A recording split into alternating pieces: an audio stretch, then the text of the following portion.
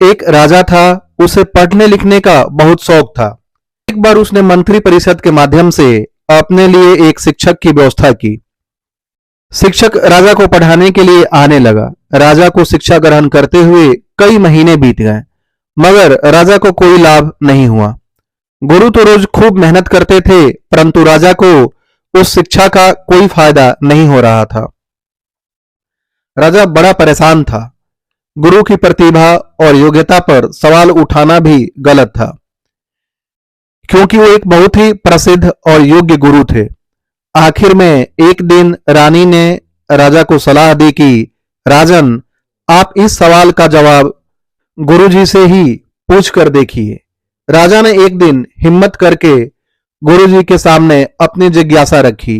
हे गुरुवर, क्षमा कीजिएगा, मैं कई महीनों से आपसे शिक्षा ग्रहण कर रहा हूं, पर मुझे इसका कोई लाभ नहीं हो रहा है। ऐसा क्यों है? गुरुजी ने बड़े ही शांत स्वर में जवाब दिया, राजन, इसका कारण बहुत ही सीधा सा है।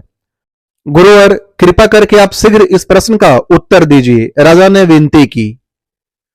गुरुजी ने कहा, राजन, बात बहुत छोटी है, परंतु आप अपने बड़े होने के अहंकार के कारण इसे समझ नहीं पा रहे हैं और परेशान और दुखी हैं।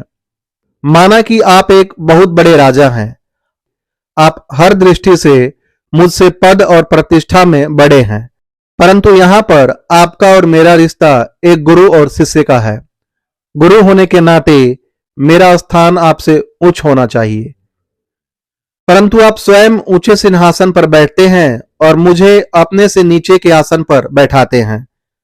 बस यही एक कारण है जिससे आपको न तो कोई शिक्षा प्राप्त हो रही है और न ही कोई ज्ञान मिल रहा है। आपके राजा होने के कारण मैं आपसे यह बात नहीं कह पा रहा था।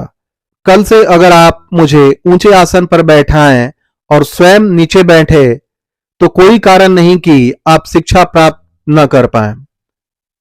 राजा की समझ में सारी बात आ गई और उसने तुरंत अपनी गलती को स्वीकारा और गुरुवर से उच्च शिक्षा प्राप्त की। इस कहानी का सार यह है कि हम रिश्ते, नाते, पद या धन वैभव किसी में भी कितने ही बड़े क्यों न हो, हम अगर अपने गुरु को उचित स्थान नहीं देते तो हमारा भला होना मुश्किल है।